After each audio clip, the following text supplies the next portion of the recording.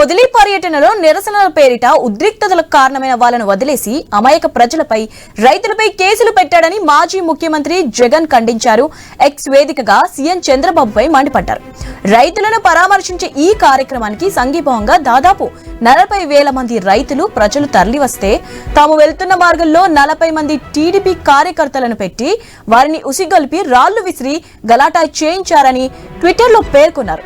హింసను సృష్టించడానికి మీరు పంపిన ఆ 40 మంది చేసిన దుశ్చర్యాలపైన అక్కడున్న 40,000 మంది ప్రజలు రైతులు ప్రతిస్పందించి ఉంటే ఏం జరిగి ఉండేది? చంద్రబాబు రైతుల సమస్యలపై గొంతెత్తితే దాన్ని డైవర్ట్ చేయడానికి మీరు ఇలా చేయించడం దుర్మార్గం కాదా అని జగన్ ప్రశ్నించారు.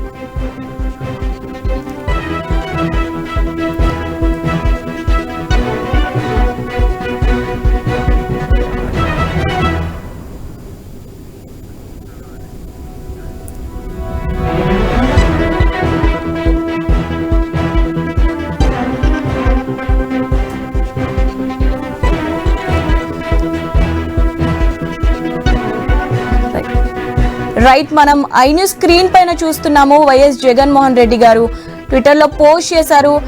ఎన్సీబీఎన్ గారు పొగాకు పంటకు కనీస మద్దతు ధర లభించక రైతులు అన్యాయానికి గురైతుంటే వారిని పరామర్శించి భరోసా ఇవ్వడానికి ప్రకాశం జిల్లా పొదిలో నేను వెళ్తే ఆ కార్యక్రమాన్ని డైవర్ట్ చేయడానికి మీరు కుట్ర చేయడం భవ్యమా?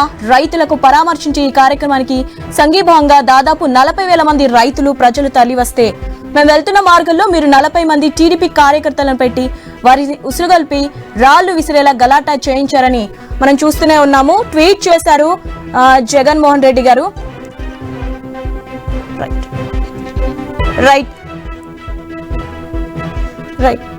రైట్ కానీ ప్రజలు రైతులు ఆ పన్నాగాన్ని అర్థం చేసుకుని అత్యంత సమన్వయంతో వ్యవహరించారు. హింసను సృష్టించడానికి మీరు పంపిన 40 మంది చేసిన దుశ్చర్యాలపైన అక్కడున్న 40,000 మంది ప్రజలు రైతులు ప్రతిస్పందించి ఉంటే ఏం జరిగి ఉండేది చంద్రబాబు గారు అని ట్వీట్ చేశారు. రైతుల సమస్యలపై గొంతెత్తే దాన్ని డైవర్ట్ చేయడానికి మీరు ఇలా చేయడం దుర్మార్గం కదా అని జగన్మోహన్ రెడ్డి గారు చంద్రబాబుకి ట్వీట్ చేశారు. రైట్, జగన్మోహన్ రెడ్డి ట్వీట్ చేశారు.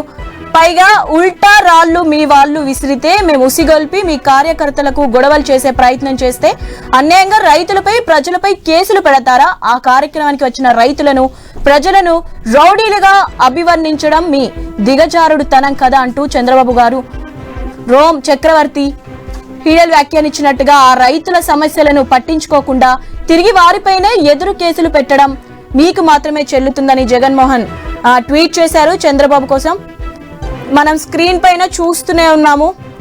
క్లియర్ గా ట్వీట్ చేశారు.